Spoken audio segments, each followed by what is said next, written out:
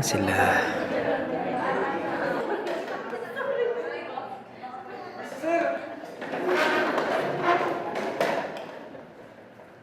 Magandang umaga.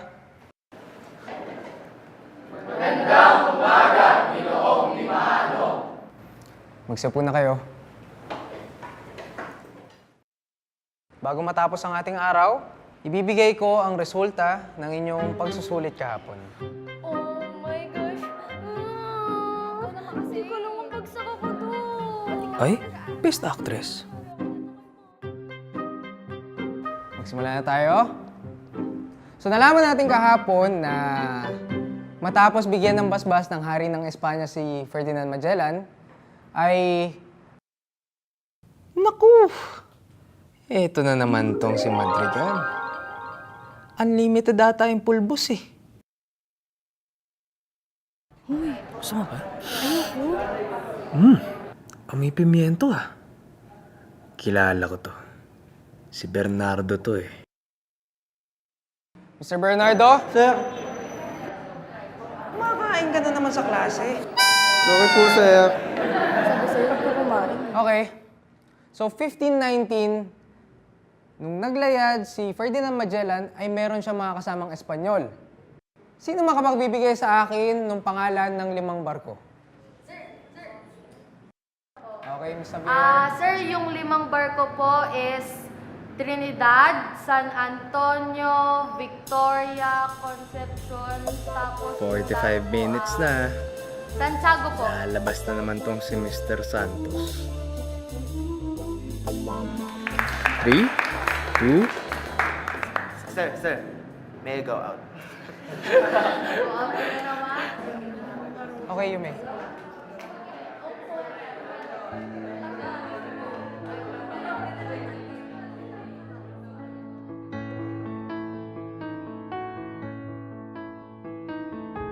Gaya ng sabi ko kanina, bibigay ko na sa inyo ang inyong pagsusulit.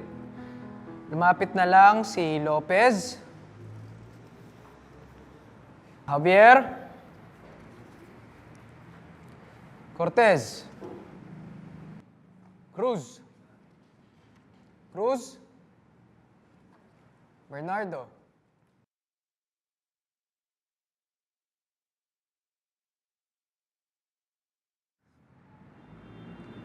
Jimenez,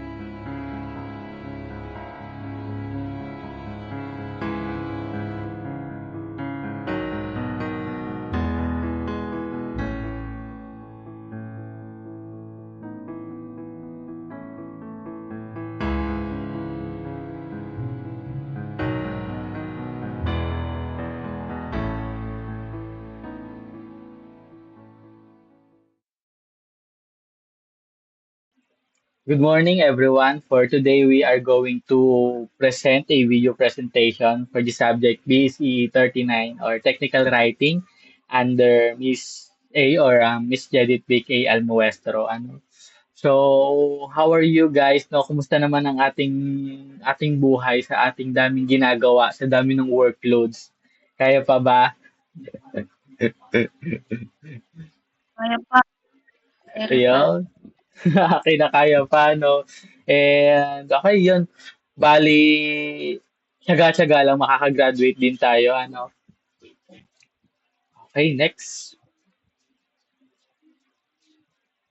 Okay, so, ayan, so, before we start on our topic, before we proceed, no? So, let's have a short reflection, So, I prepared one question here that we will be discussing or we will be reflecting on. So the question is, what's something you've been thinking about recently but haven't shared with others? Kasi parang naisip ko kasi parang ang boring na or masyado ng plain kapag ang tanong kumusta ka na? Okay ka lang, 'di ba? Parang medyo i-rephrase natin yung question So, what's something you've been thinking about recently but haven't shared with others, no? ano ba yung isang bagay na kinikimkim natin sa ating sarili that sometimes na minsan hindi natin nasasabi sa ibang tao, di ba? Kasi parang we have so many reasons on why we haven't shared our feelings or our stories with other people. Ano? So, si Jasmine, ano kaya yung, ano, ano kaya yung gusto i-share ni Jasmine for today's video? So, I've been worrying about my future kasi um, parang ano pa siya, hindi pa siya sobrang broad para sa akin and need pang maraming decision making para ayun, yan yung planning ko sa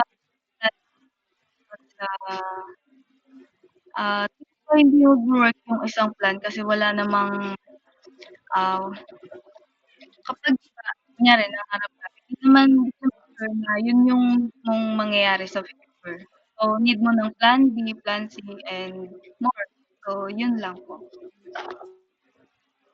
Ayun, thank you for sharing that thing, Jasmine. Lahat tayo na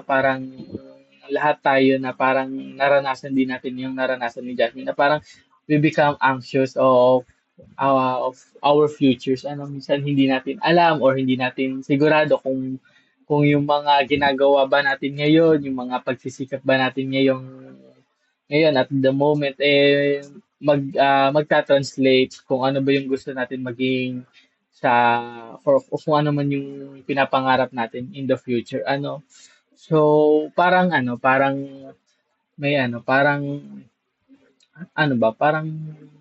parang may nabasa akong quote na sabi doon na kapag nagiging anxious tayo, 'di ba? Parang pag nagiging anxious tayo sa isang bagay, ibig sabihin daw na we really care for that thing. 'Di ba? For example, nagiging anxious ka sa pag-aaral mo, nagiging anxious ka sa magiging reaction ng isang tao, ng kaibigan mo. Ibig sabihin daw nun, you really care for those things.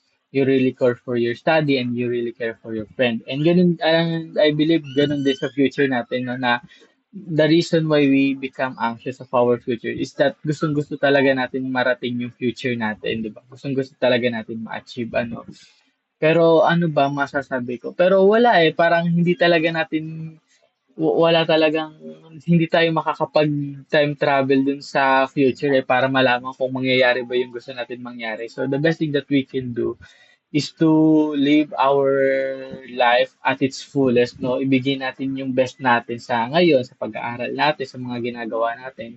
And pray and hope that someday magpe-pay off lahat ng bagay na yun. So, yun. Thank you, Jasmine. Si Sirens kaya? Ang one thing lang na naisip ko lately is doing my hobby, yung magtanim. So, gusto ko kasi magkaroon ng mini garden sa labas ng Mm. bahay namin.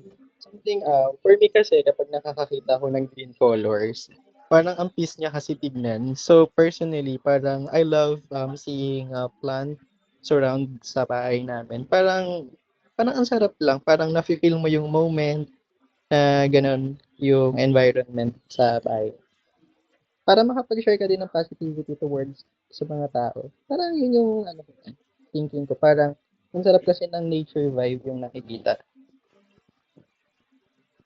Okay, thank you, Sirens. So alam na natin ang favorite color ni Sirens, green. Pero pero Actually, blue siya.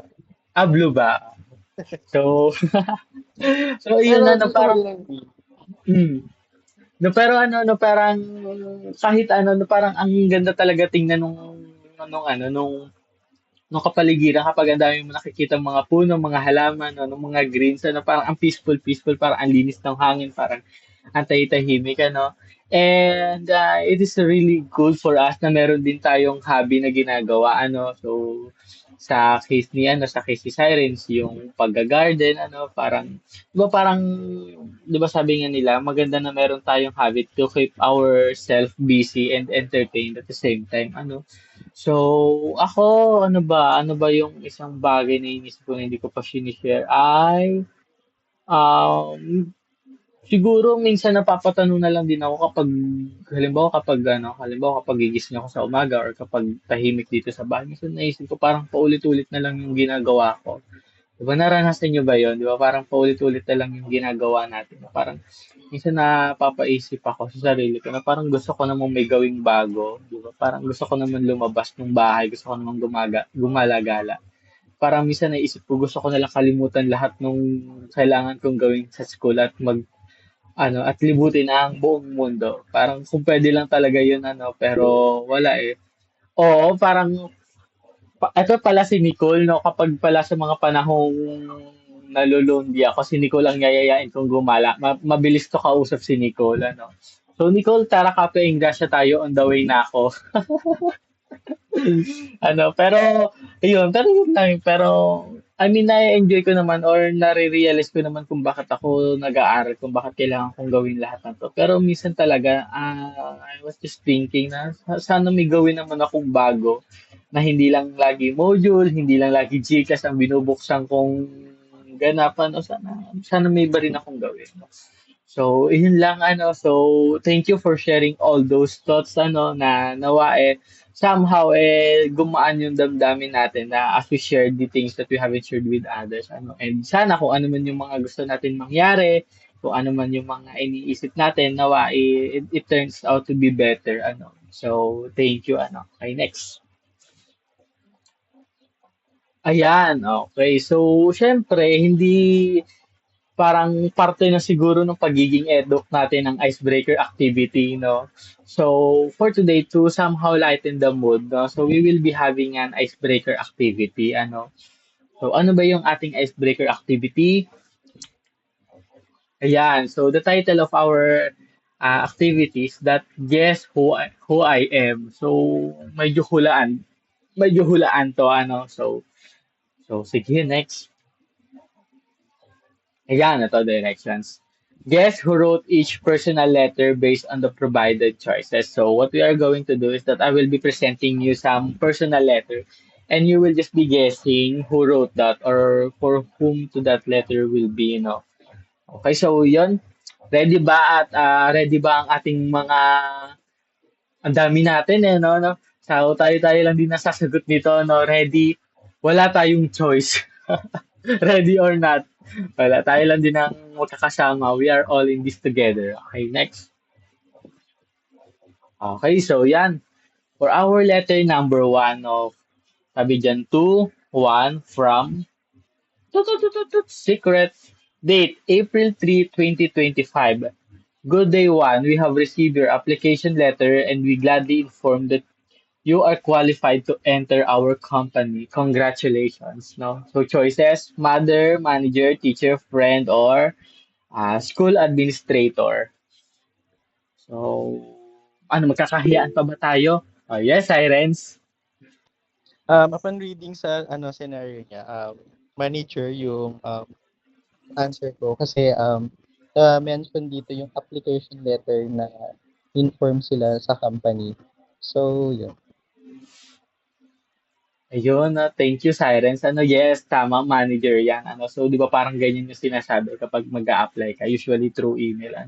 Pero isipin kaya natin, no, kung paano kung ganyan di sumulat yung natin, yung mga nanay natin, no. Parang bago tayo papasukin ng bahay natin, no. Good day, Jasmine. We have received your message in Messenger and we sadly inform you, hindi ka na pwede pumasok ng bahay, curfew na. What if ganun, no? Okay, next. Yun, yes, tama si Silence Manager. Okay, for our letter number 2, no, it's kay Juan ulit, no, susuking-suki si Juan from Secret date April 3, 2025. Dear Juan, it's been a while since we last met. How are you? Doing good. I hope that you are doing fine and I want to see you again sooner. So, sino kaya? Yes, Jasmine. For me, yung friend. Kasi mostly sa mga friend natin nangangamusta sila. Like, if we're doing good ba or ayun, they always want to see us sooner, ganun. Gusto magdala.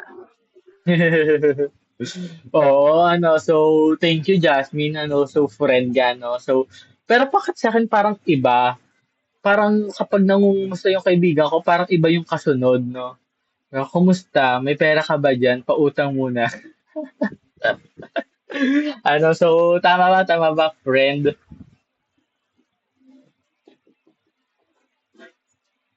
Yes, a friend. Okay. So, pero it's a really good characteristic of a friend na Sabi, kumusta? May reviewer ka ba? Yeah, parang pag ganyan talamak na talamak yan lalo kapag magbi-midterms tsaka magpa-finals, no?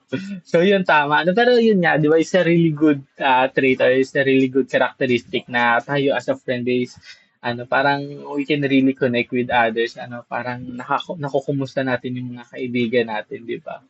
Parang 'di ba parang sabi nga nila, hindi natin alam kung gaano kalaki yung magiging epekto nung tanong na kumusta ka, 'di ba? Parang yun. Okay, next. Okay, so letter number 3, ito nga parang ang daming na-receive na letter ni Juan, So date April 3, 2025, no. Dear Juan, congratulations. You are finally a graduating student. I can wait to put a medal on you and be proud of everything you do after you graduate. Kanino kaya galing to? Yan. Okay, yeah, yes, Sirens. Sa mama niya kasi 'di ba, nasa culture na ng mga Filipino na kapag graduating yung daughter or son niya, hindi man obligation pero yung mother or parents natin yung nagsusuot sa atin ng medal. So sasabihin na proud yan. Parang biglang sumakses agad yung level pag Ah, graduate ka. bigla akong natawa doon sa biglang sumakses. Parang ang cute na may TikTok reference tayo, no? So, tama ba? Pero Tama ba? Mother, tama ba mother? yung Yan, no? mother, So, mother. Pero kayo ba, na-experience nyo ba yun na, na kasama nyo yung parents nyo umakyat sa stage, Parang really cute and really memorable experience para sa atin na nakakasama natin yung nagpaaral sa atin, nagtiyaga sa atin sa stage, either may medal man or wala, may achievements man or wala. Pero sa really good thing, nakasama natin yung mga parents natin na nandyan sila throughout our journey in life. Okay, next. Okay, yan. So, yun na pala ang ating, yun na pala ang ating kahuli-hulihan. So, as we move on, so bakit, sige, ito muna yung quote muna. Meron tayo dito motivational quote, So, bago ang lahat, let us motivate ourselves, So, sabi dito, take a breath and let the rest come easy, So, ano kaya ang pagkakaintindi dito ni Jasmine, o how Jasmine interpret this quote?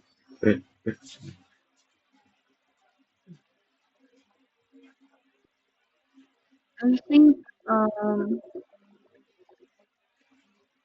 parang kailangan nating mag-relax palagi kahit sa anong situation na even on ups and downs. Then, sabi nga nila, life is like a race. Like, go with the flow, go with, ano tawag dito? So, hayaan mo lang yung buhay na kontrolin kung ano yung mga, ano ba? Like, wag hayaan hayaan mo lang mag-flow yung kung ano yung dapat mong gawin. Tapos hayaan mo lang yung sarili mo, ano ba, hayaan mo lang yung sarili mong makisabay sa flow na meron yan. Yung parang Yes, yes. No, yes, nagets naman namin Jasmine yung point mo, So, maganda yung sinabi din ni Jasmine na go with the flow sa buhay, Minsan kasi parang sa sobrang busy natin sa buhay natin, parang masyado na tayong, alam niyo, masyado na tayong hardworking, masyado na tayong future-oriented, masyado na tayong grind ng grind para sa success, Minsan nakakalimutan na natin magpahinga, minsan nakakalimutan na natin mag-enjoy, nakakalimutan na nating enjoyin yung buhay natin. Ano, minsan kasi for example sa ating mga estudyante, parang minsan kasi ang ang buhay natin naka-center na sa pag-aaral eh na ito na yung buhay ko, ito na to itself ano. Pero I believe hindi lang naman talaga dun yung buhay natin as a student eh. May social life pa tayo, 'di ba? May personal life pa tayo, 'di ba? Para marami tayong ganap sa buhay natin. And 'di ba sabi nga dito sa quote, wag nating kalimutang huminga, no? Huwag nating kalimutang to take a breath, ano, na huminga and minsan enjoyin and magpaka-easy-easy sa buhay, ano, kasi baka mamaya sa sobrang pangga-grind natin sa buhay natin, eh, wala na, 'di ba? Parang makalimutan na natin 'tong moment na 'to na, ay sana pala, eh, in-enjoy ko man lang yung buhay estudyante ko, ano. So, iyon. Si Sirens kaya, how does Sirens interpret this quote? Kasi minsan sa isang tao, parang sa sobrang gusto natin yung isang bagay, parang desire natin, parang nalilimutan na natin i-remind yung sarili natin na magkaroon ng limitations. So minsan kapag di natin nakukuha yung pinakagusto natin, parang maki-question natin yung sarili natin, yung parang ano ba yung ginawa mo na mali or kulang, ba't hindi pa rin yung ginawa mong bagay, ba't di mo nakukuha yun. So para sa akin, yung quote na 'to, na maging kalmado ka lang sa lahat ng bagay and take easy kasi your time will come na hindi naman kailangan i-rush lahat ng bagay. Yes, yes. Ano, so, ang ganda din ng sinabi doon ni Sirens na kalmahan lang natin. Ano, so, hindi natin kailangan magmadali, hindi natin kailangan mag-rush ng mag-rush sa buhay. Hindi natin kailangan become too much anxious about the things that we are doing right now. Kasi, di ba, sabi nga ni Sirens, our time will come. Ano, so, naniniwala naman ako yung mga paghihirap natin, yung mga effort, yung mga time na ini-invest natin sa mga halagang bagay, it will really pay off onto something better in the future. Ano.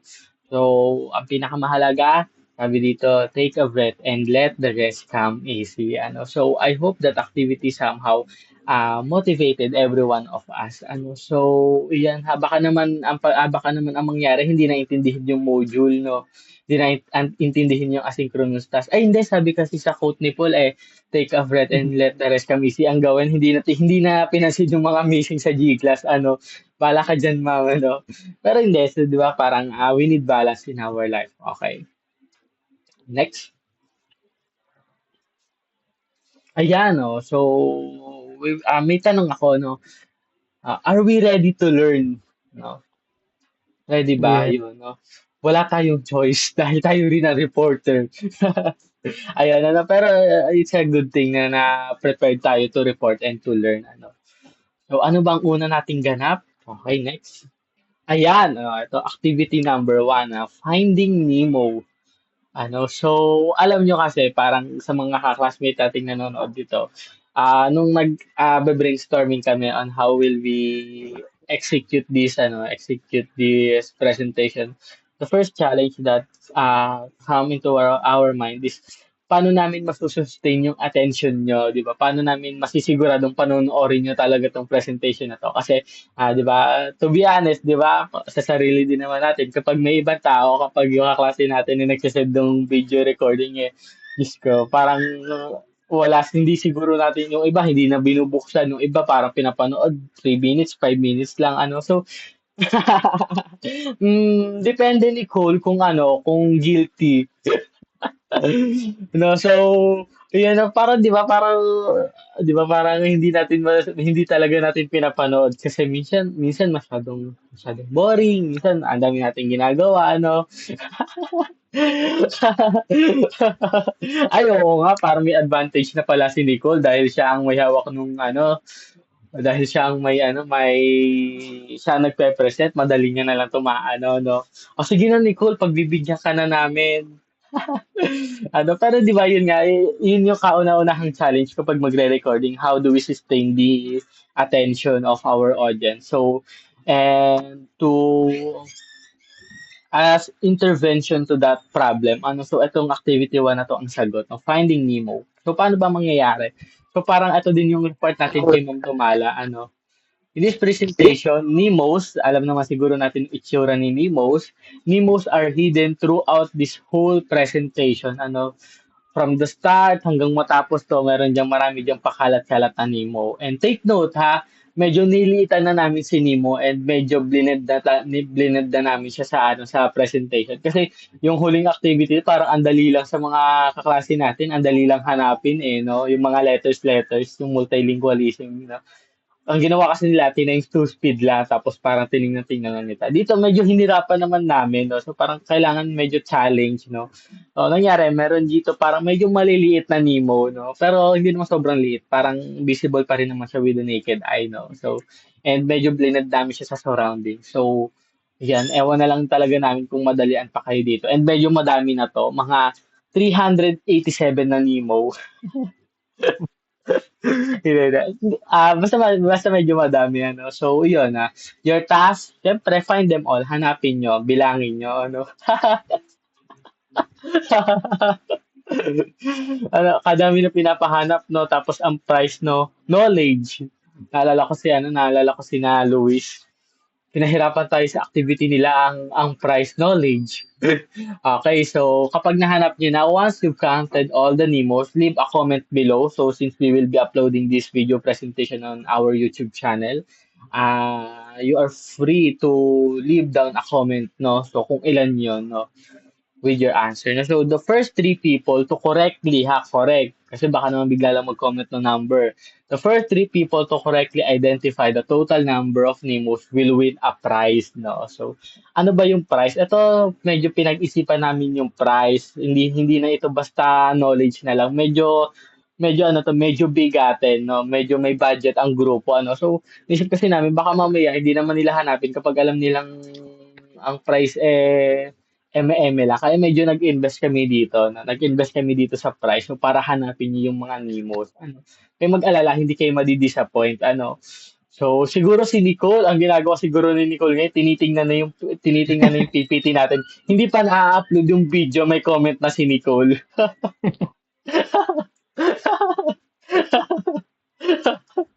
Sige na Nicole, sige na, ano na namin yan. Pa-thank you na namin sa yan.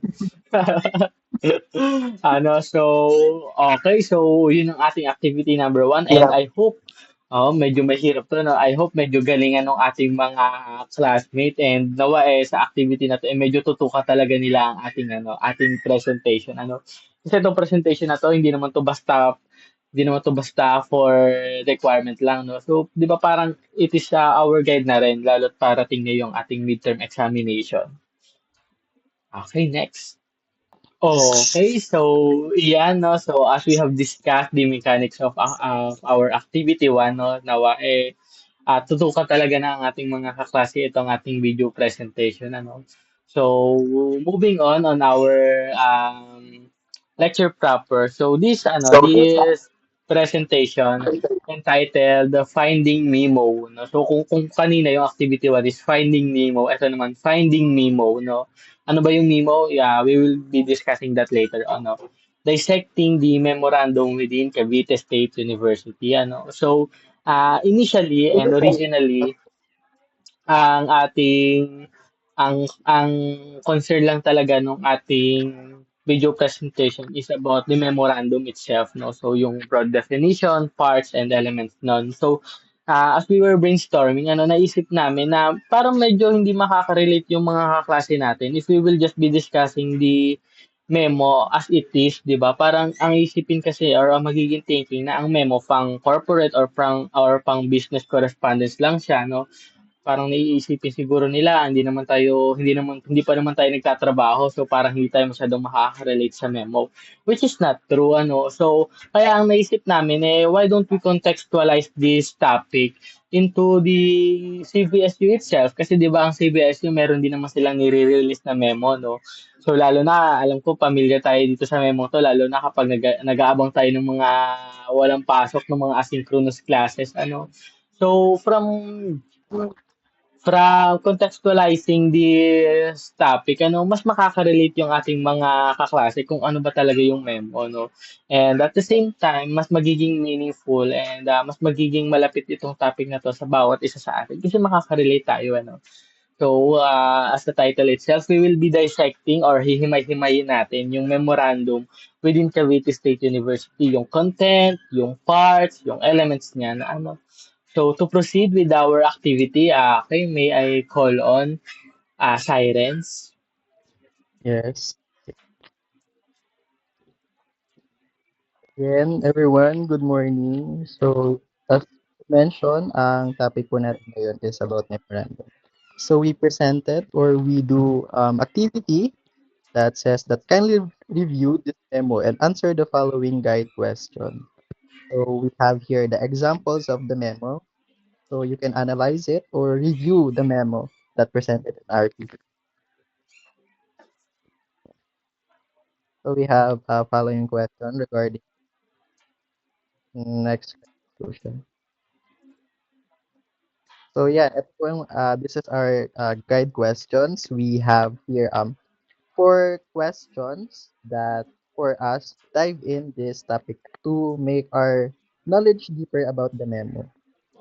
So 'di ba ang ako hindi ko talaga alam yung memo yan before eh. Na-experience ko lang siya yung nag-college ako kasi minsan nung panahon ko nung nag-high school ako parang wala masyadong nakikita ko lang siya sa bulletin board kasi hindi ko siya sure kung memo siya.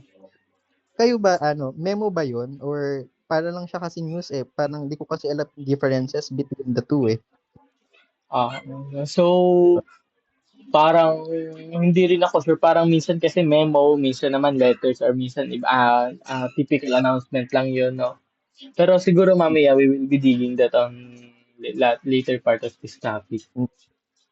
So upon analyzing the memo or reviewing it, so what is the purpose of the memo for you? Ano yung tingin niyo yung purpose nun sa given examples natin?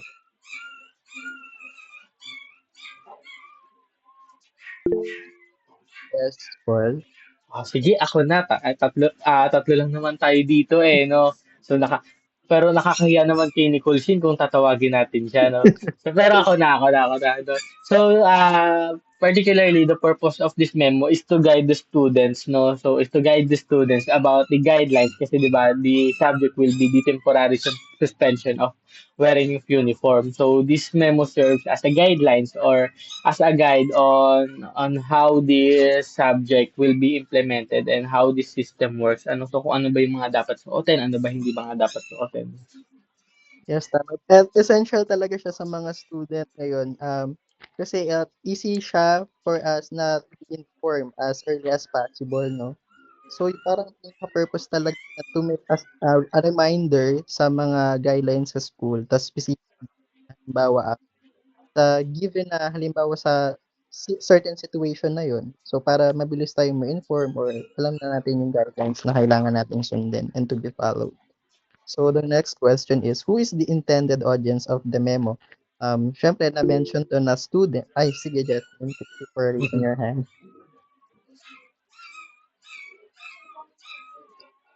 Yes, Jasmine. Katulad ng sabi mo kanina, nakalagay dun sa memo na intended audience na nakalagay dito is yung mga students or sabi kasi dun sa memo yung mga nag-wear daw ng uniform which is obviously yung mga students. Yes, no, thank you for sharing. So, alam ko naman na medyo easy na siya. So, let's proceed na tayo sa question number 3. So, ano yung tone? Ano yung parang naging attitude or dating sa atin ng memo na yun? O ano yung parang na-feel natin regards dun sa example PPTs na presented? Sige, ako ulit. Tayo lang naman magpapalitan eh. So, since this is a memo, so ang tone is very formal, no? So, and at the same time, yung kung paano gamitin or how the memo itself constructed is very objective, no? So, very, very Yes. straightforward. Walang paligoy-ligoy. Yes, thank you, no? Tsaka importante kasi na straight to the point tayo sa gusto nating sabihin at concise para wala na yung beneficial na lang sa atin para makapag-focus tayo tsaka hindi na siya time consuming. Siyempre, as a student, we have a lot of asynchronous activities, extracurricular activities, duties as at home. So, para dito mabilis na natin makuha yung information na kailangan natin ma-apply sa school man or outside the school. So the next question is, what key information is included in the memo's header? Example, yung date, subject, recipient. So, yun. Ano sa tingin niyo yung Ako magbigay ako isa. sige? Isa sa key information yan is yung guidelines, yung sa second page, kung ano yung mga dapat suotin at hindi dapat suotin ng mga estudyante. Yes, tama. Si Jasmine, ano meron ka ba additional sa Tingin ko yung sinabi din ni Paul. yes, oh, very crucial for us not to be informed regarding sa yung topic na yun. So, how does it help the reader? O, yan. Bakit ba kailangan helpful ba yun? Paano ba natutulungan yung estudyante sa memo na nabinasa niya? Yes, so very important din talaga yung guidelines no, yung sa second page, yung mga doon inisa-isa kung ano ba yung mga susuotin at hindi ba dapat suotin dahil suspended yung wearing of uniform ano. And at the same time, no, parang it really helps the readers or the receiver of the memo to be informed and parang maging maalam talaga sila, 'di ba? For them to be specific nga naman sa kung ano ba yung susuotin nila, no? So, baka kasi mamaya yung mga susuotin nila hindi naman pala talaga dapat, di ba? Parang, yun. So, for them as a guide nga talaga. Yes, tama po. Thank you for sharing, everyone. So, let's proceed to next slide.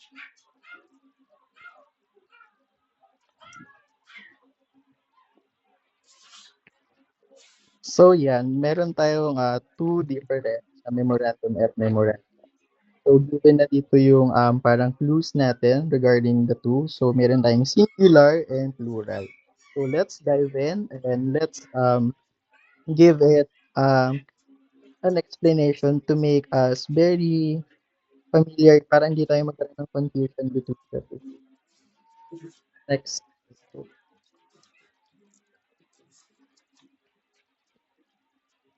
So, yan. Napapansin nyo sa given natin sa memoranda. Yung short memorandum is a memo, is a type of document used to communicate with others in the same organization. Memos or memoranda are typically used for daily short messages of one page or less but informal reports.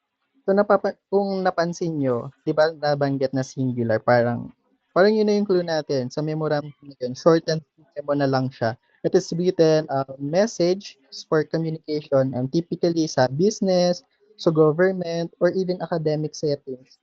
Ito yung madalas nating nakukuha ngayon na past week kasi due to hit index, parang nagsunod-sunod yung memo natin regarding sa asynchronous classes na parang hindi na siya goods kasi 'di ba sa init tsaka sa nararanasan natin. Siyempre, memorandum it's usually used to inform, remind, as mentioned earlier, no, for instruct employees or colleagues. Bibigay ko ng isang examples regarding dito. Imagine na nandun tayo sa isang school ng high school, yan. The principal, magsasend ang principal ng memorandum to the teachers about the upcoming asynchronous class. So, yun. Parang yung memorandum, parang nag-focus lang siya sa one document, na nagtutok lang siya sa one document. While the other hand is yung memoranda, which is the plural. Nasa next slide. Memoranda. So, ang sinasabi lang dito, yung memorandum is nagre-refer lang siya sa multiple such documents in formal and traditional usage. Memoranda is prepared when referring to more than one memorandum. So, yung pinagkaiba. Kapag memoranda na plural, so yun din yung isa nating pwedeng gamitin na clue, which is the plural. Di ba, alam natin ang plural is parang two or more yung subject or pinag-uusapan dito to make us hindi tayo confused. So, yun lang, para maging notes lang natin sa dalawa na to, memoranda and memorandum. So, kapag pinag-usapan natin is memorandum, talking about one document, or pwede gamitin two or example yung sa student. While the memoranda is talking about multiple intelligence. Documents pala. Galing yung sa'yo.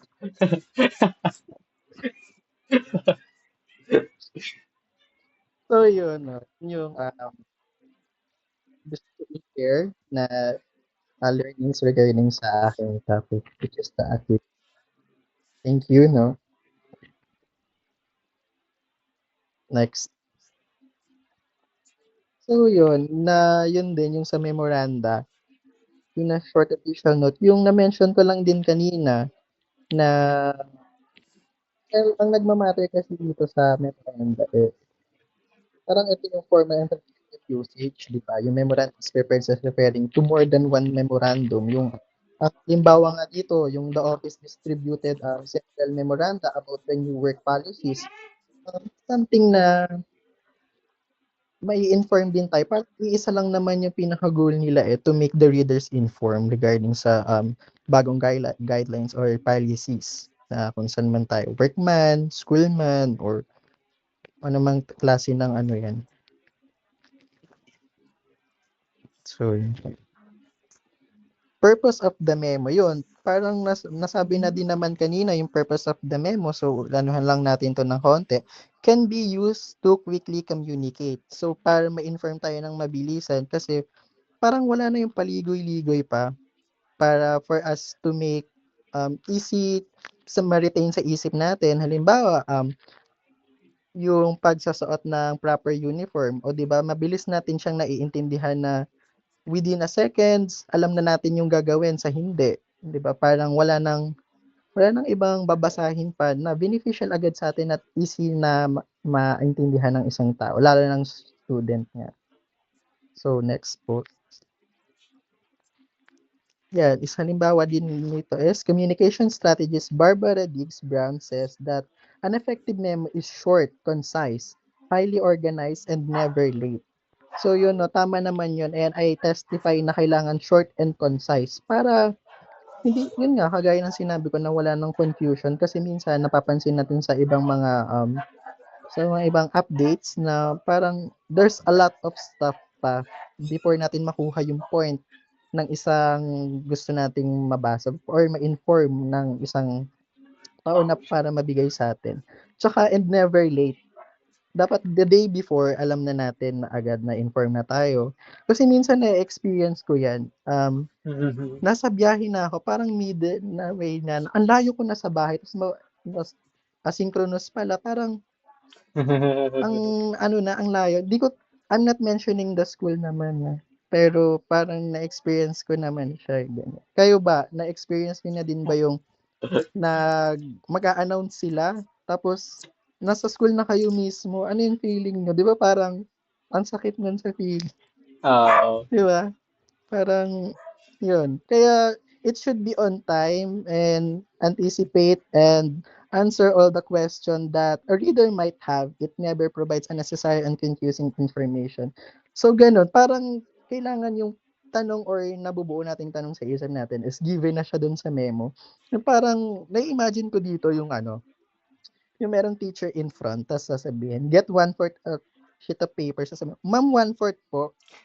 Yung ganun. Di ba, given na naman parang something na, mo na sa sarili mo na, common sense na lang na ganyan. Di ba, parang, alam mo na sa sarili mo. So, yun lang yung for me na thinking ko dito sa purpose niya. So, next po. Yan, purpose of memo, communication strategy. Ay, that's the same, pala. Okay, so thank you very much for that clear explanation, Sirens. So, from that short activity and discussion, we have known na a memo is a correspondence or a professional letter written within written within the organization. Yun gaya ng nasabi ni Sirens, it must be short and concise and never late. So, for our activity number 3, di ba, as we have mentioned, itong presentation na to is not just your typical presentation, but it involves series of activities that you may participate on to further learn more about our topic, no? So, we will be talking about the difference between memorandum and the letter. Okay, since na-discuss naman na ng ibang reporter, I believe kina Patrick yata to, yung kasunod natin, yung business letter. So, okay, may activity tayong prepare dito and gaya na paulit-ulit pa kanina, tayo-tayo lang din ang sasagot dito, no? Determine whether the given statement is a characteristic of a memo or a letter, no? So, next. Ayan, no? So, ngayon, dahil Jasmine, Sirens, kayong dalawa, wala, pipili lang kayo kung alin dyan ang kung alin dyan ang memo at saka ang letter. Tig-isa kayo, no? So, A, correspondence written to colleagues within a community, and or B, correspondence written outside the business. Alin kaya dyan ang memo at saka ang letter? Yes, Jasmine. I think yung memo is yung ayun, Yun. lumabas. Ayun. Sige, sige. Tuloy mo lang, Jasmine. Bakit? I Baka sa think yung tingin mo. memo kasi yung memo madalas siya magamit sa mga professional settings like yun sa mga company and more. Then yun sa letter naman, nagagamit siya kahit yung mga friend to friend lang, mga peers or yung mga colleagues ganun. Okay, yes, thank you, Jasmine. Tama, as we have said earlier, when we say memo, ito yung communication within organization lang. 'Di ba? For example, ang may isang correspondence or may isang communication, buong CBSU system lang, ang tawag doon memo. 'Di ba? For example, buong CBSU na lang, memo 'yon. Buong CBSU na system, CBSU 'yon. Pero for example, ang mangyayari is from halimbawa CBSU to PUP Maragondon, letter na siya, hindi na siya memo. Bakit? Pag sinabi kasi 'di ba nating memo written to colleagues within a community. So, inter-organization lang siya. When we say correspondence naman, outside the business, di ba? For, yun nga yung example. Kung CBSU to PUP, there is a letter. Pero kung CBSU, for example, CBSU President to all CBSU employees, memo yun. Okay, so yun yung nila, difference in terms of destination. Okay, next. Okay, ito, format. Okay, A includes letterhead, address, dates, reader's address, salutation, text complementary, close, and signature. While the other one or the letter B, identification lines include date, to, for, from, and subject. Si Sirens kaya, alin kaya dyan ang memo at saka ang letter? For me, yung letter dyan, yung may, wait lang. Yung memo, yung sa my date, sa first one, other siya. Kasi di ba, mention na given. Sa second one, yung sa second. Ay, mali Oh. pala. Yung pala, yung memo pala yung letter B. Yung identification is include. Kasi nabanggit siya sa alat, na-mention siya, di ba, na yung, halimbawa sa given, sa given. Kaya examples. So, yun, Oo. yung Okay, so thank you, Cyrus. Tingnan natin kung tama ba. Tanananan. Ayan, no. So yes, thank you, Cyrus. No, tama. So, ang letter, it includes letterhead, address, dates, reader's address, salutation, text, complementary clause, and signature. While the memo, it all includes identification line, which is date, to, for, from, and subject. No? So kung papansinin natin, no, so di ba parang nabanggit nga ni Cyrus kanina, when we say memo, it should be short and concise. No? Hindi siya katulad nung letter na parang ang daming gustong sabihin, ang daming anik-anik, ang daming ganap, ano. 'Di ba? Sabi sa memo, it should be short, concise, and straightforward, no. So kasi tingnan mo yung ito yung dalawang example dito. No? Tingnan niyo ito. Itong letter blue na to, ito example to nung letter. And wala ito naman tong kulay violet, example to nung CBS yung memo. So kung papansinin niyo, malaki yung difference nilang dalawa, no. From ito parang itong memo na to parang may to, from, noted, subject, date. Well, ito namang letter parang naka-paragraph form pa siya, no. So parang ang daming nangyayari. So 'di ba sabi, when we say memo, it should be short, concise, and at least one and at most of one page. Ano, so, yun. In terms of format, yun yung difference nila. Okay, next. Audience, no? So, A, generally low-tech and lay readers, such as vendors and clients, while B, generally high-tech or low-tech, mostly business colleagues. Si Jasmine. Ayan, si Jasmine. Okay. Palitan lang to.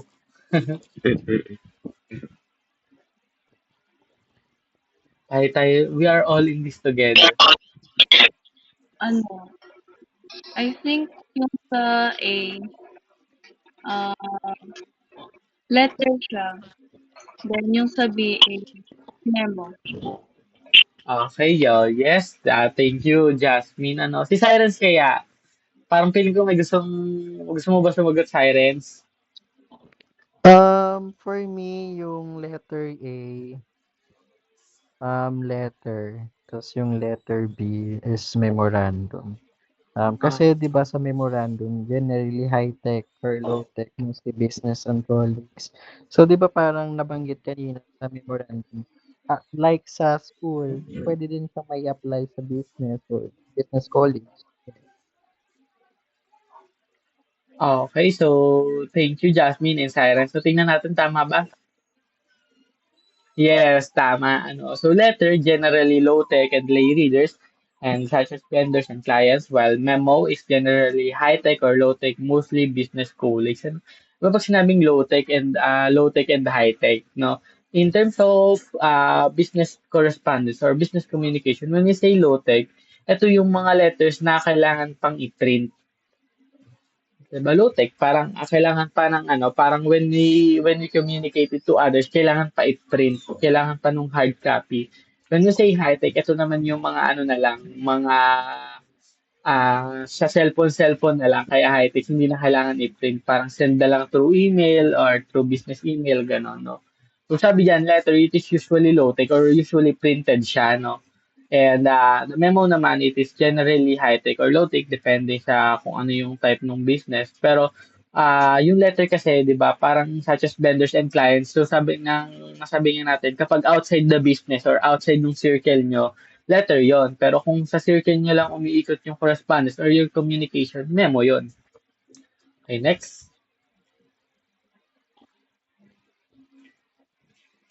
Okay, topic. Okay. A, generally high-tech or low-tech ulit. Abbreviations and acronyms are often followed. And while B, generally low-tech abbreviations and acronym are usually defined. Okay, so yan. O, sige. Raise your hands na lang mga bata.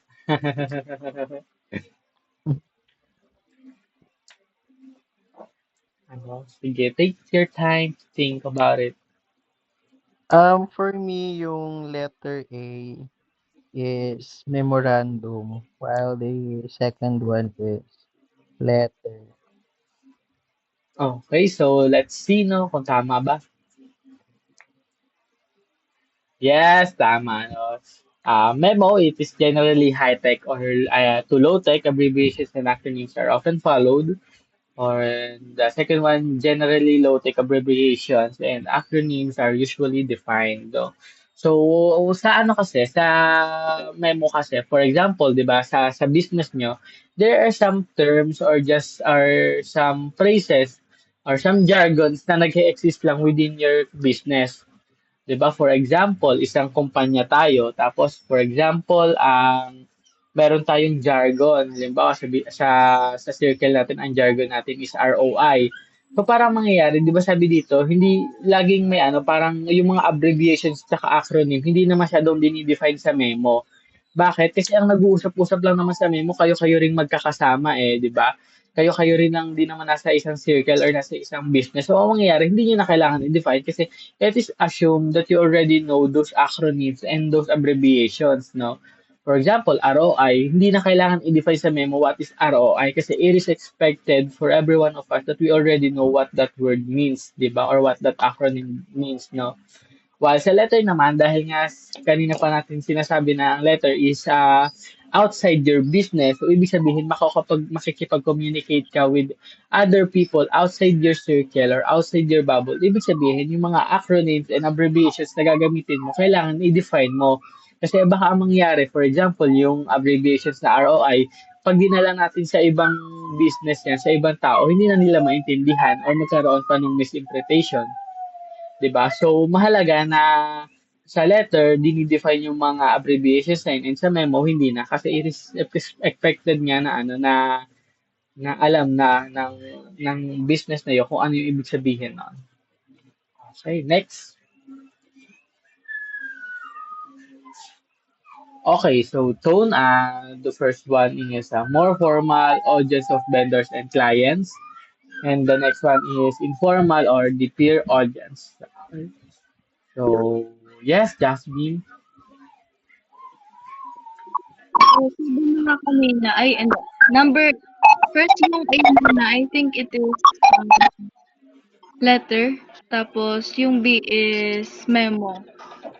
So, I think letter yung sa A kasi need niyang maging formal. Kasi sabi mo nga kanina, nagaganap siya sa labas or yung letter is malayo yung destination niya, malayo yung nararating niya, so it needs to be formal. While yung sa ano naman, sa memo naman, peers lang naman yung audience mo dito. Like yung mga colleagues mo, yung mga kasama mo dun sa iisang community. So, okay lang kahit informal siya. Yes, absolutely correct. So, yeah. Okay, reveal natin ang tamang sagot. Tananananan. Ayan, no? So, yun tama. Thank you, Jasmine. So, yes, tama yung sinabi ni Jasmine na since ang letter is outside your business, it happens outside your business, you need to be formal, no? For example, you are a representative from CBSU and susulat ka as representative to halimbawa PUP Maragondon. Siyempre, you need to be formal. You need to ensure that your words are appropriate and maayos talaga. While sa memo naman, informal, hindi porket sinabing informal yo pare kumusta ka na? Hindi gano'n. No? So when we say informal, hindi siya gano'n ka-technical, hindi siya gano'n ka-complicated, hindi siya gano'n ka very meticulous, no. When we say informal, nandun pa rin yung formality, nandun pa rin yung professionalism, pero not as professional or as formal as the letter would be. Okay, so next.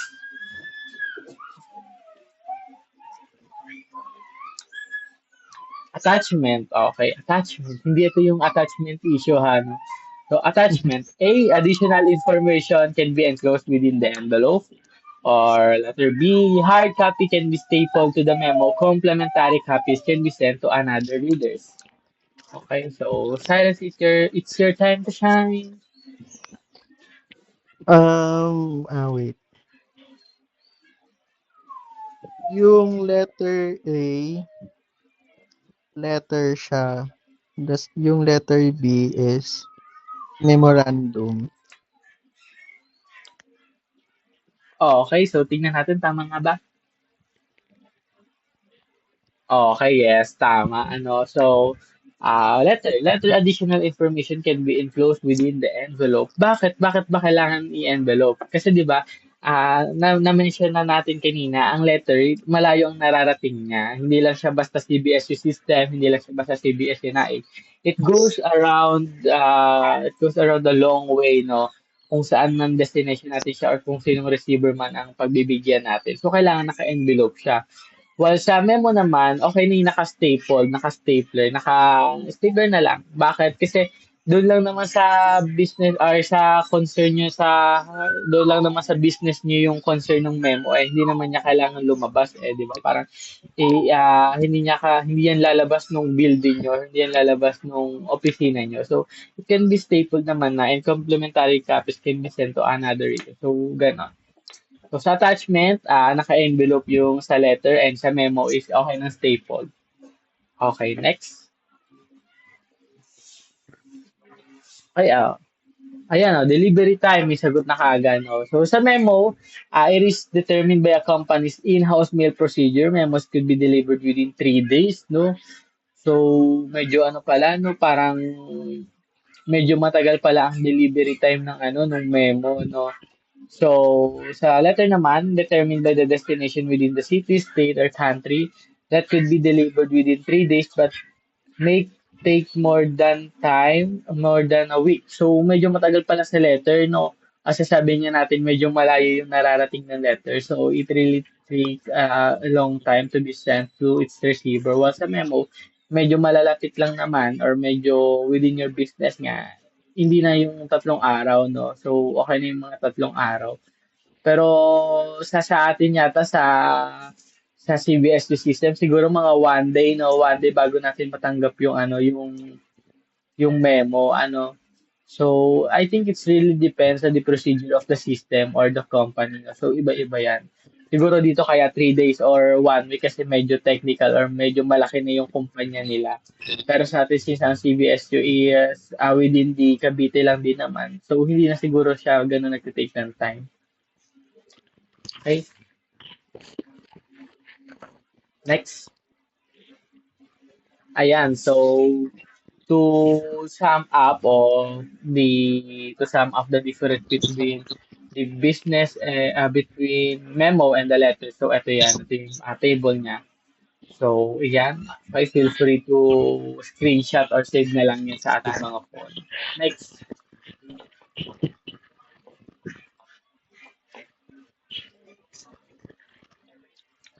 Next. Ayan. So, ayan, bali para mas madali natin mai-compare yung bawat isa. So we put it in an organizer in a table manner. Next.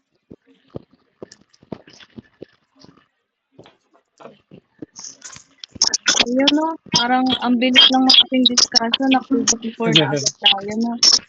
So, yun. This is a direction of activity 4. The following jumbled letters represent part of the Cavite State University memorandum schema. Unscrambled each part to identify them. Ayan. So, nga pala after natin masagutan lahat ng jumbled letters is, i-discuss ko naman siya one by one. So, nga pala since dalawa lang naman ang magsasagot nito, ang gawin lang natin is alternate. Like si Paul muna, then si Siren, sunod si Paul, then Siren ulit. So, Paul, what do you think is the answer of the first jumbled letter? Um, letterhead. Yeah. So, that's correct, no? Then, next, Sirens. Heather. Heather. Yon, that's correct din, no? Then, next is yung pangatlo, Paul. Memo number. Memo number. That's correct, no? Then, next, yung after ng memo number, Sirens. Wait, wala ako sa tabi ng PPT.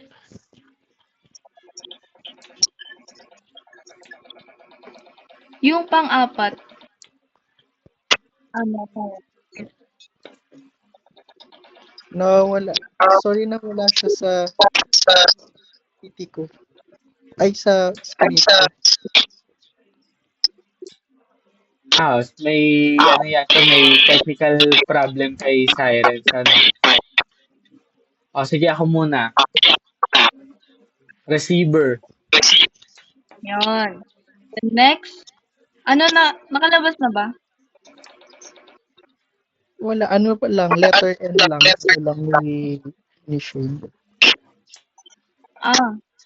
Sige, si Paul muna uli. Okay, sige ako muna. Okay. After ng receiver, syempre Sender. merong Sender. yun, Ay, sender. okay na. That's correct. Okay na. Ayan. Ikaw doon sa after ng sender. Subject. Scramble mo yung, yan. So that's correct, no? Then Paul, what do you think? Dateline. Dateline, that's correct, no? Then after nun, ito na yung Study mismong request. nilalaman. po. body message. Yan. So, thank you everyone for participating. That's correct po, no? Then, let's proceed to the discussion of every terms. Ayan. So, mag-start po muna tayo sa letterhead. So, ano nga bang letterhead?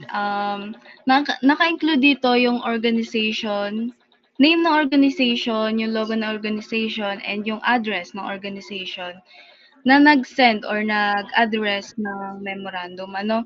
Then, hindi lang siya basta logo, letter, and address. Then, naka-include din dito yung pagbibigay ng recognition about doon sa official document na address, which is yung memorandum. Ano, dito natin makikita if official ba or not yung memorandum na na-release, no? Then, next po. Then next is yung header. So as you can see, yung header is written in bold and all capital letters. So bakit nga ba? Syempre para ma-emphasize or ma-highlight yung importance na meron siya, as well as mas mag-stand out siya. Mas parang pinaka mag-stand out siya pagdating sa isang memorandum, ano? Then ayun, nagko-convey siya. Dito natin makikita yung formality or authority and professionalism na meron ng isang memorandum. No? And it also helps differentiate it also helps differentiate this part of the memo from the rest of the content. The next po. Ayan, yung sa memo number. Obviously, naka-include dito yung number of memo, then yung year kung kailan siya na-publish or na-address, no? Nakaka-benefit siya pagdating sa pagta-track ng isang memo, no? Kasi parang titingnan lang natin yung number niya, then yung year niya, then ma-identify na natin kung anong memo siya. Like for example, tinanong ka ng classmate mo kung saan mo na-gather yung memo na sinabi mo sa kanya or yung information na sinabi mo sa kanya. Then sasabihin mo lang sa kanya yung memo number, then mahanap niya na agad or matatrack niya na agad yung memo na yon, no? Then, also nagsiserve din siya as reference and record doon sa mga memos para ma-identify natin yung pagkakaiba niya doon sa mga nauna pang mga memo na na-address, no, or na-publish. And yun, sabi dito, it is very useful kasi katulad nga sa school natin, sunod-sunod ang pagbibigay sa atin ng mga memo. Sa iba't ibang mga issues like yung mga heat index, yung mga ganon, yung mga asynchronous, yung mga classes na ginagawang asynchronous kasi holiday, yung mga ganon. Then, ayun, next. Then yun, receiver. Ito na yung target audience ng mga memo, no? Katulad nga dito sa example, all Cavite State University students.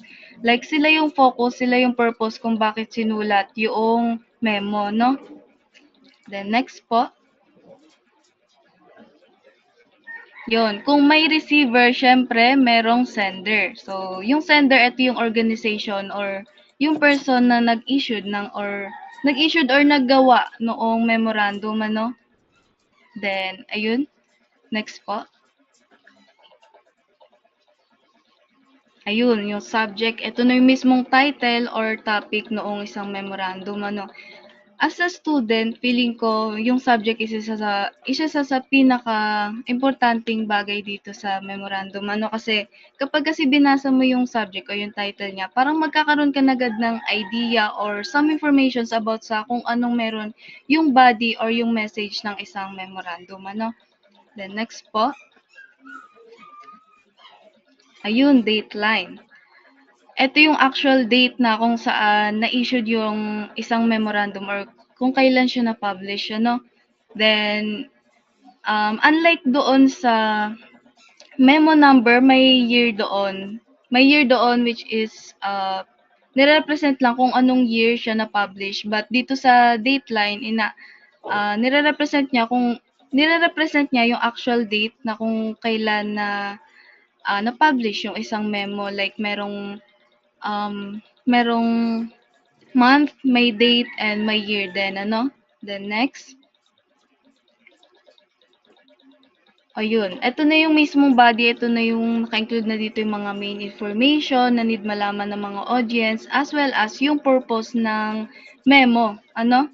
Then, yung body and message, hindi lang siya basta-basta ginagawa or hindi lang siya basta-basta nagagawa kasi kailangan niyang maging clear, concise, and to the point. So, obviously, hindi dapat tayo mag-include dito ng mga unnecessary informations, words, or mga sentences. Kasi pag ganun ang ginawa, parang sobrang, ano ba, parang ang hirap niya nang intindihin kapag sobrang daming information and hindi siya straightforward, ano?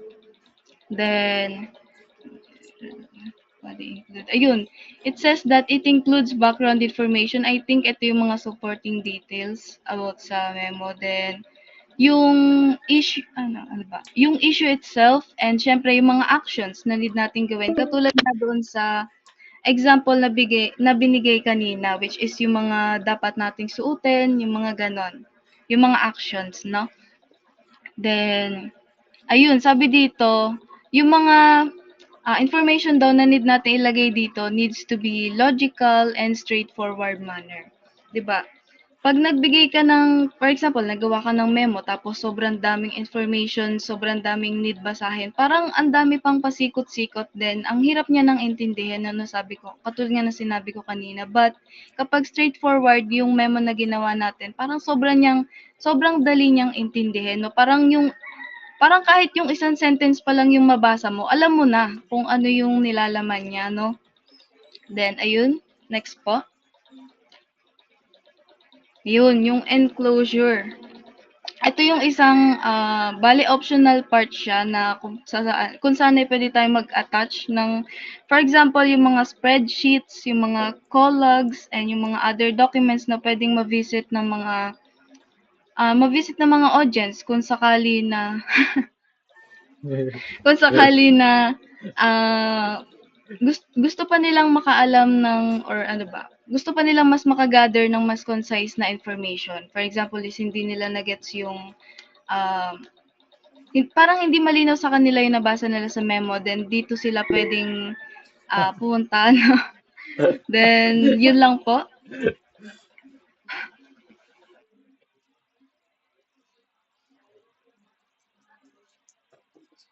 Meron pa po pala.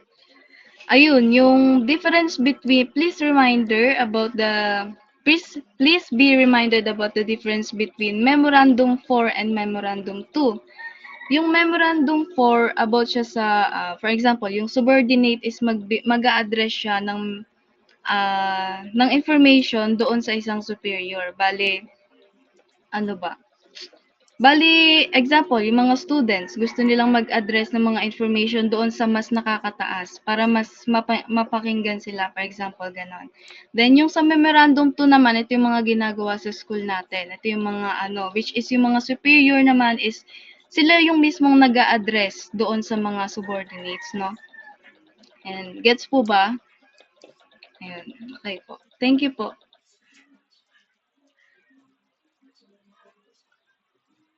Okay, so thank you for that very comprehensive explanation of different parts or elements of a memorandum, Jasmine. So parang medyo hindi lang ako nakarelate doon sa huling parts, yung enclosure, kasi parang medyo allergic ako doon. Hindi, joke lang. So for our activity 5, eto na, lilib na nga ako, lilib na ako. Eto for our activity number 5, office memorandum. So what we are going to do is that we will just be puzzling the different parts of a memorandum, no? Francis is ready to send an important memorandum to his colleagues, but the pieces are scattered. So help him assemble the parts and craft a message that gets noticed. So what we will just be doing in this that meron dito isang memorandum pero putol-putol siya. So what we are going to do is that we will just be arranging it accordingly. So para mabuo natin yung memo na isesend ni Francis, no? Okay, next. Okay, yan. No? So, yan. So, huhulaan lang natin or aalamin lang natin kung ano ba yung pinakauna. So, sabihin niyo lang sa akin ang number. Ano bang, when we are writing a memo, what should be the number one? Ano dapat nasa pinakataas? Yes, Jasmine? Yung number 3 is yung letterhead. Yes, no. So tama. So kaya kailangan natin ng letterhead kasi parang yan ay nagsisilbing identity or yan ay nagsisilbing identity or pangalan ng isang memo. Ano, so kung sa letterhead dun pala malalaman kung kanino siya galing. And next one, ano na yung sunod na dapat isulat? The next one is yung number 5. Yes, anong tawag sa number 5? Header, no? Tama ba? Header, no? So, after Header. nun, yes, thank you, Cyrus. No? After natin masulat yung letterhead, ang susunod naman natin ay yung header. Bakit? Kasi parang ito na yung parang nagsisilbing message kung kanino ba galing yung mismong memorandum, no? And sabi dun kanina sa part ni Jasmine, it serves as professionalism and authority. And after natin ilagay ang header, anong susunod? Yes, Jasmine? Yung memo number 2. Yes, okay. So, dahil na nga tapos na tayo dun sa header, doon naman tayo sa memo number, which is important for tracking, no, and bookkeeping. So, para hindi nagkakalito-lituhan kung anong memo na ba, no. And sunod,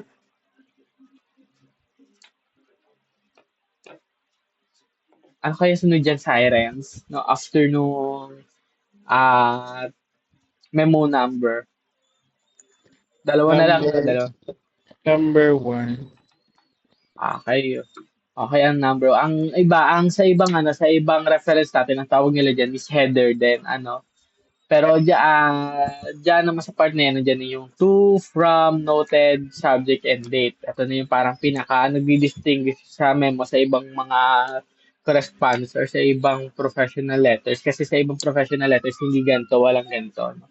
And the last one, of course, would be the number 4, the mismong message or mismong body, no? So, I hope from that very simple and short activity, we get ourselves familiarized with the different parts or elements of a CBSU memo. And also, the next time we encounter or we get noticed by memo of the CBSU University na may apply natin ito. No? Ito pala yung headline. Ito pala yung dateline. Ito pala yung header. Ito pala yung message, 'di ba? Kasi 'di ba parang minsan ang nangyayari kapag may binababang memo, parang kung ano lang yung pinaka-message, yun lang talaga ang iniintindi natin, no?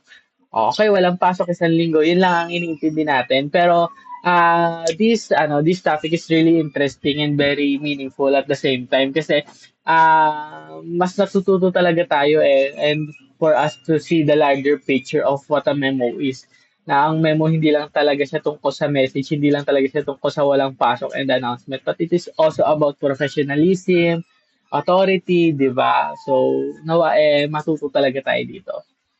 Okay? So, ayan. Okay, so ayan, meron tayong example, no? So, eto meron tayong example nung ano. So, bago lang to, no? March 22. So, ayan, makikita natin dyan, meron tayo ditong header, letterhead, meron tayo ditong header, Office Memorandum number 10, which is the memo number. Ito, para masyadong maraming maraming receiver. Campus administrators, college deans, dean OSAS, registrar, university lang. Panglahatan na talaga, ano. So, kanino siya galing? Ito ay galing kay Ma'am Christina M. Signo, which is the OIC or Office of Vice President for Academic Affairs. Noted. So, bakit ba may noted? Ang noted, ang purpose niya is that kapag ang sumulat ng memo, yung from, usually pinapapirmahan yan or parang pinapa-approve dun sa mas nakakataas, which is the university president, kaya noted. Sino ba ang ating university president? Si Ma'am Agnes Nuestro. Subject, conduct of asynchronous classes and date, March 22, 2025. So ano ba pinakalaman nito? No? So kung makikita natin na all classes shall be shifted to asynchronous class from March 24 to 26. Yan, no? Bakit daw ba?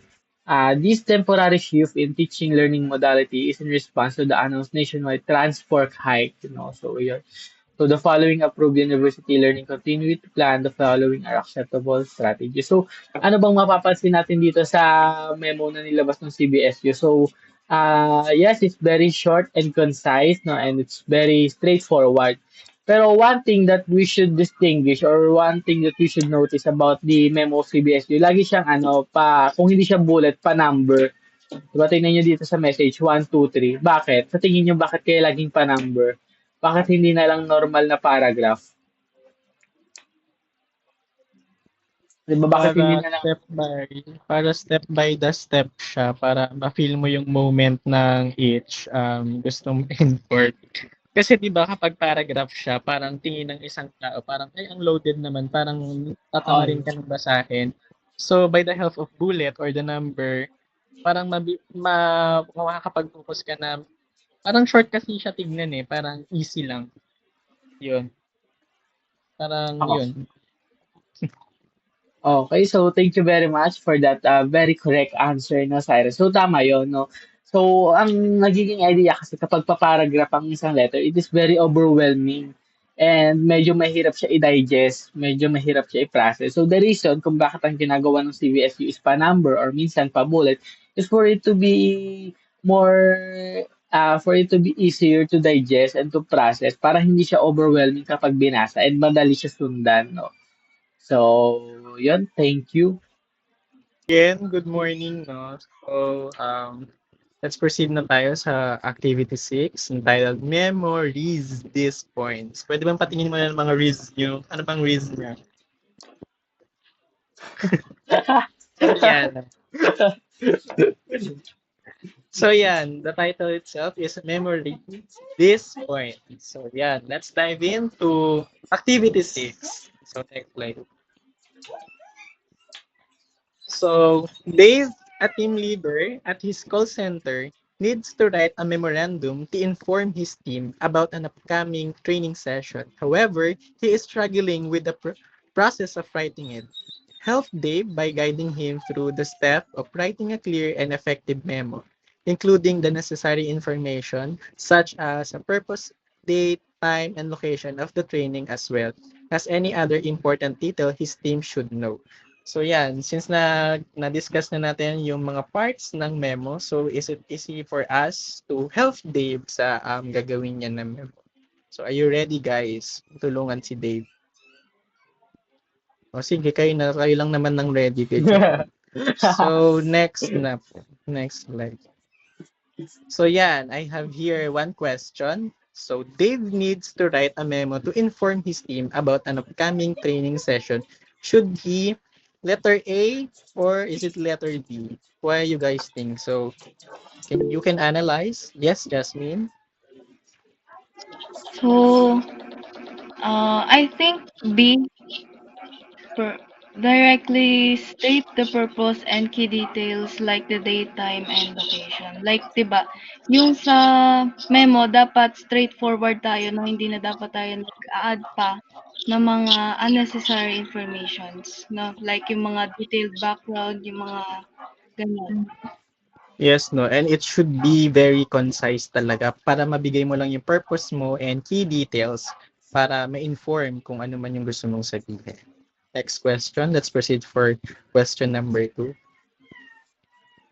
Yes, no, your answer is correct. So question number 2. Dave wants the memo to sound professional yet approachable. So ano kaya yung option ni Dave dito to make yung memo niya sounds professional yet approachable?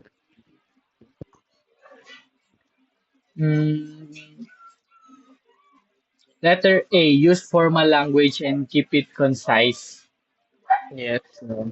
Kailangan, it should be also always concise. Pero, not because it's concise, hindi na siya uninformative. Siyempre, kahit maikli siya or short term, kailangan masasabi mo pa rin yung important details na gusto mo masabi sa isang tao. Let's check nga kung letter A talaga yung answer natin. So, ayun, may isa pang Nemo. Gutom na ako, gusto ko lang kainin si Nemo. Irelieno na kaya natin yan si Nemo. So, yan. Let's proceed to number 3. Thank you, Paul, for sharing your answer.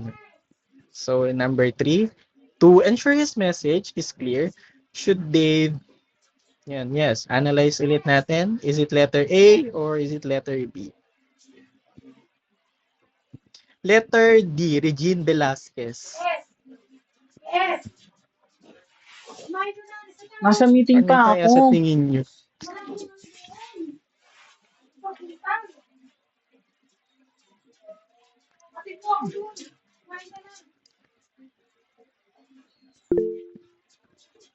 Yes, Paul.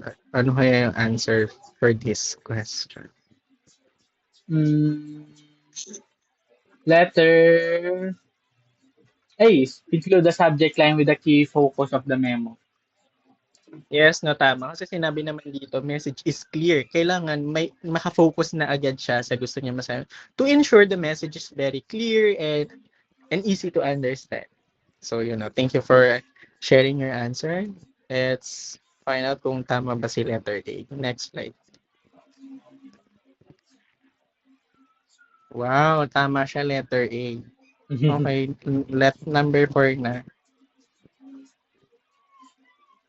Yun, no? So, Dave wants to ensure his team knows what expected. So, yun. Analyze ulit natin and pili ulit tayo kung A or is it B.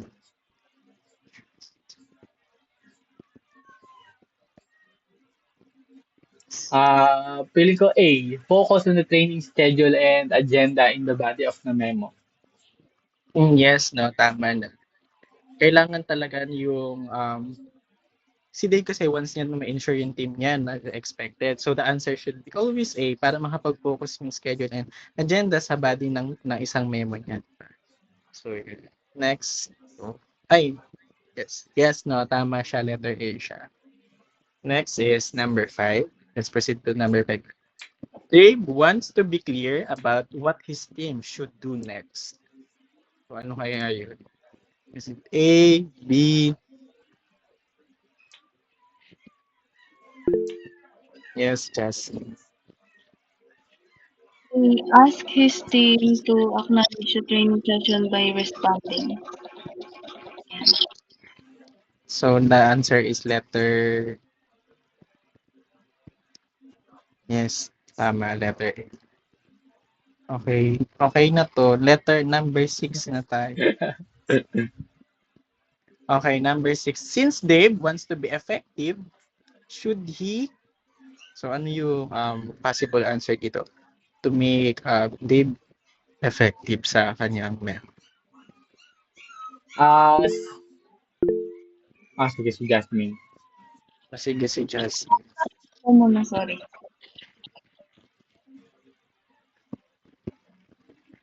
Di ko na Jasmine, sige. Inonotes na lang kita sa sa messenger.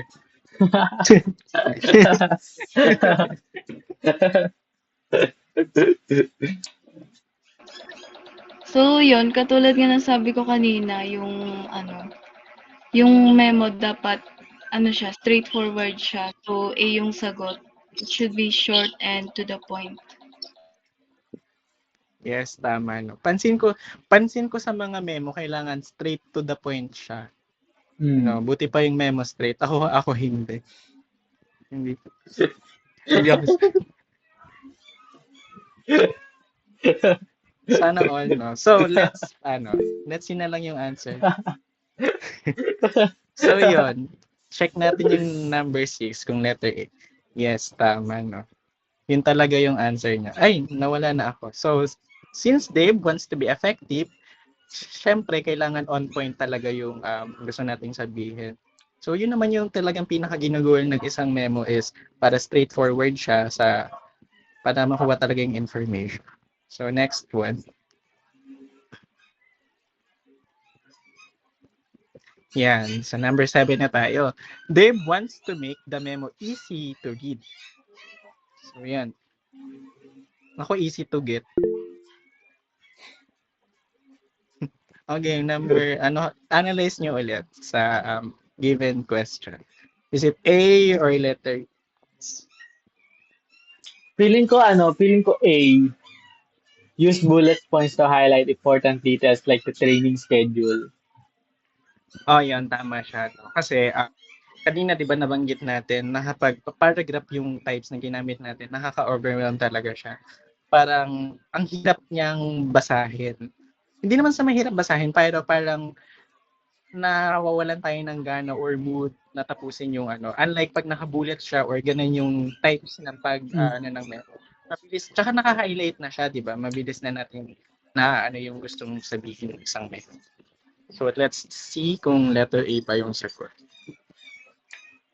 Yes, tama. Letter A. Okay, next one. The last one is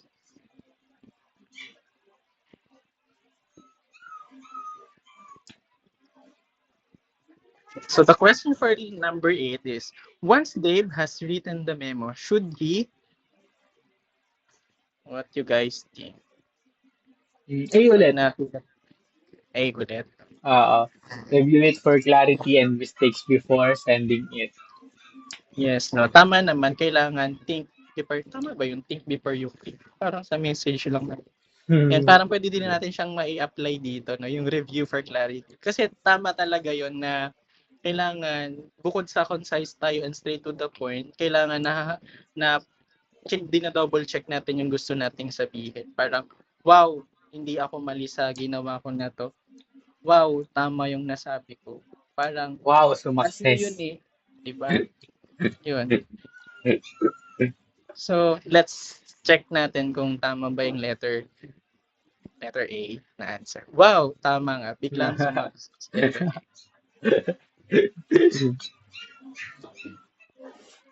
So, next one. I think last na nga siya. Okay, so thank you very much. Now we have already understood what a memo is, its basic elements and parts, and the difference between Memorandum 2 and Memorandum 4, as well as the different tips in writing a memorandum. Now, we are now going to the part when we actually write an actual memo. No? So this activity is entitled Memo Write. No? So what we are going to do in this one is that we are going to write a memo based on the context provided. Next. Okay, this is the scenario. You are the newly elected president of Cavite State University. The campus has been experiencing some challenges related to student mental health and well-being, with increasing reports of stress, anxiety, and burnout among students, especially during exam periods. As the university president, you are committed to addressing these concerns and ensuring that students have the resources and support they need to succeed academically and personally. And the task is next.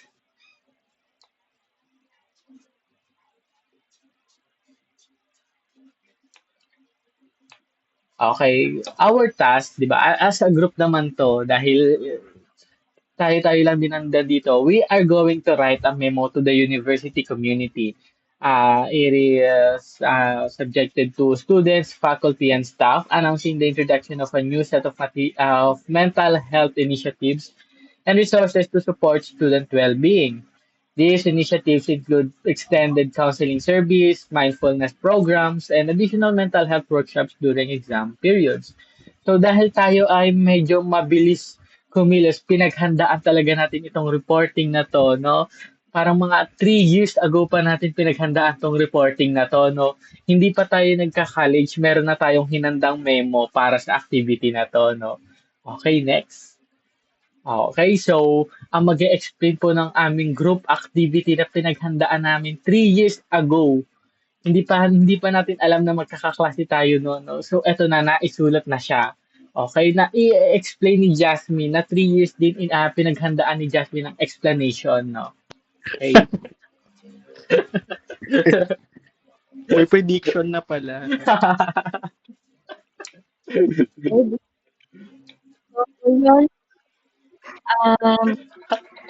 explain ko yung na-provide na wait lang. Explain ko yung na-provide na memo namin dito, no? So, first yung sa letterhead muna. So, pinapakita dito dito yung identity ng organization na pinanggalingan noong memo, then yung sa letterhead naman, siyempre it is written in broad and all capital letters, to show professionalism and authorization. Then, yung next naman, yung number. Dito makikita kung pang ilan na siyang memo na ginawa in 2025, no? Then, syempre, yung date, yung para mas malinaw na date kung kailan siya na-publish yung memo na ito. Then, yung two, ito yung mga audience, yung mga target audience nitong memo na ito, which is yung all CABSU students, faculty, and staff.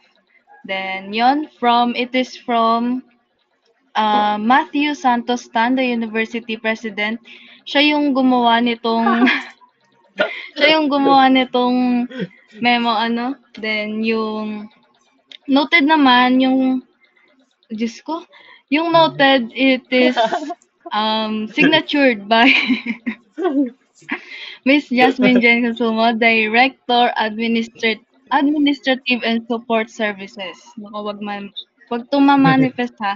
So, binigyan niyo to ng signature to approve, para ma-approvehan yung memo na ito, Then yung subject, ito yung topic nitong memo, which is yung introduction of new mental health initiative and resources, Then yung sa body naman, explain ko lang siya per number.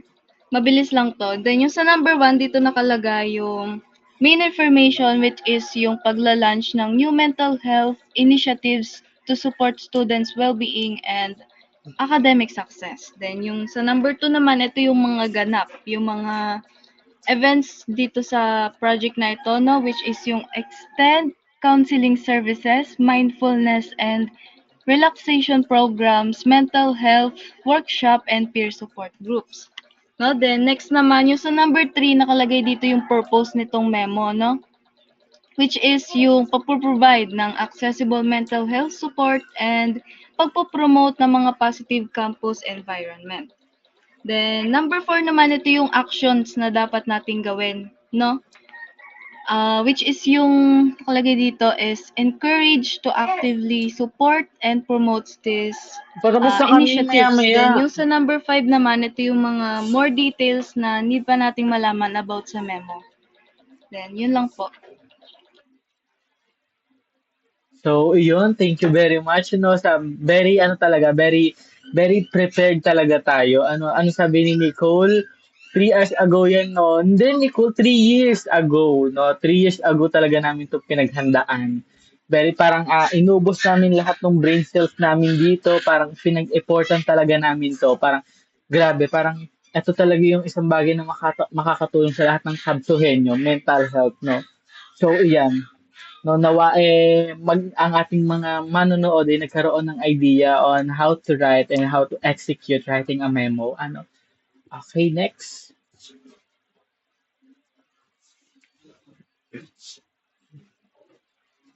Ayun, before we close this discussion, let's first summarize things up by answering these questions. So, how can you ensure... Ay, mali pa. Pabalik po, Nicole.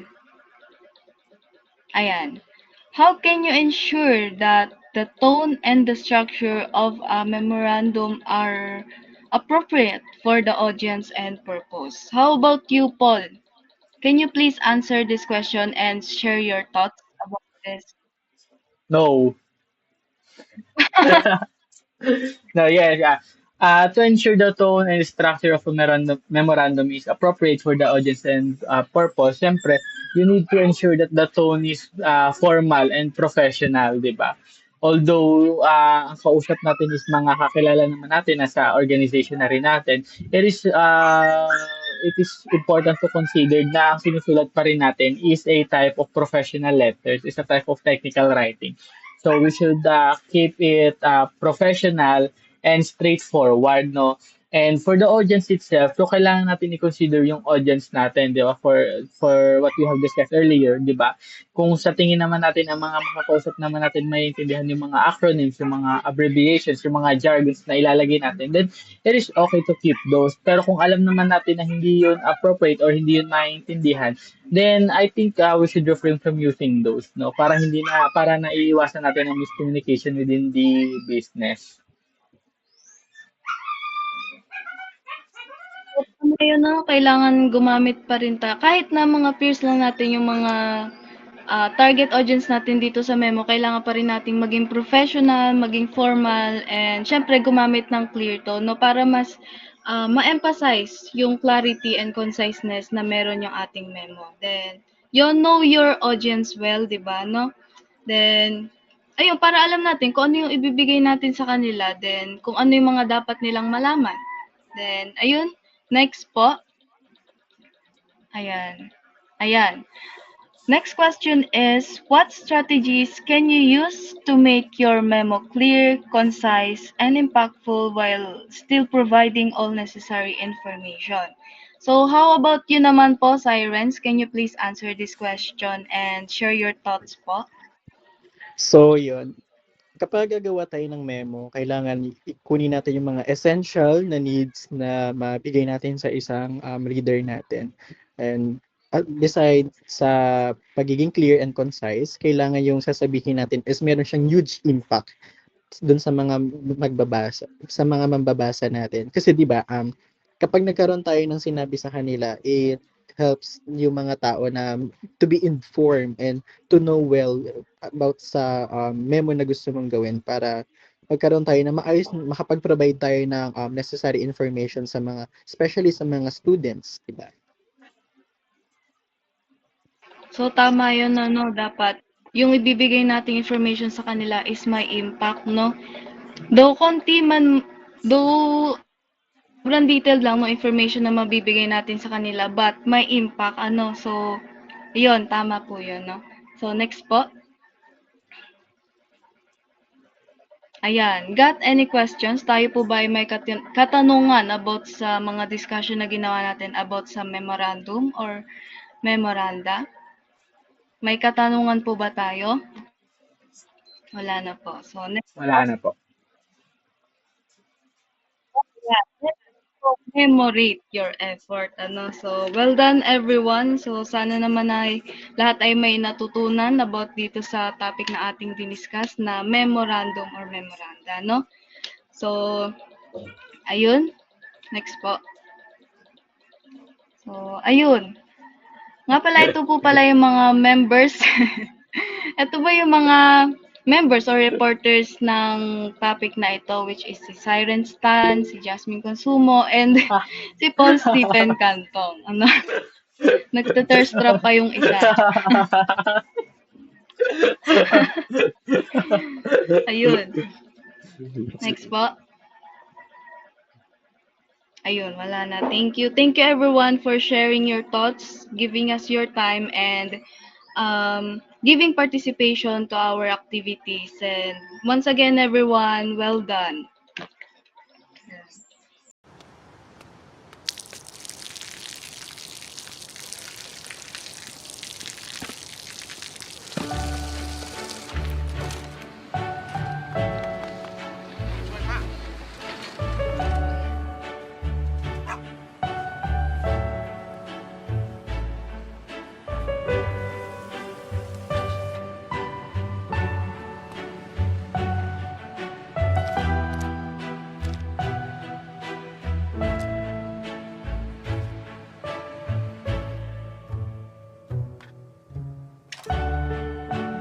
เขาจะได้อะไร ถ้าเขาทำแบบนี้ทุกวัน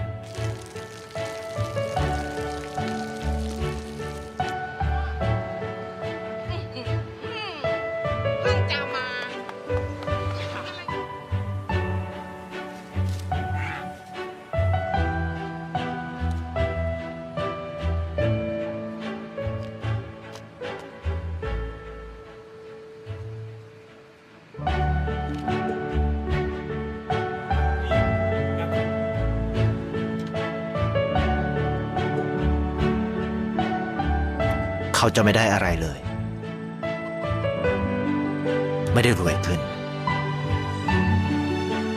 ไม่ได้ออกทีวี ไม่มีใครรู้จัก ไม่ได้มีชื่อเสียงที่มากขึ้น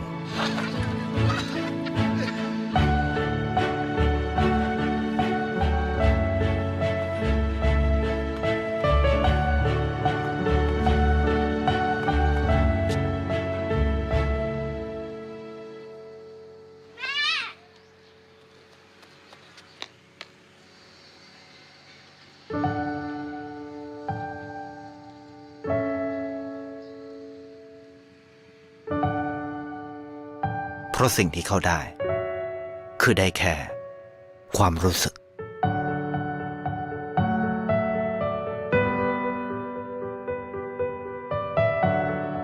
ได้เห็นความสุข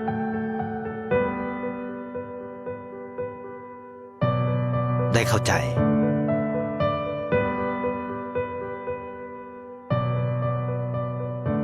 ได้ความรัก ได้ในสิ่งที่เงินซื้อไม่ได้ ได้โลกที่สวยงามกว่าเดิม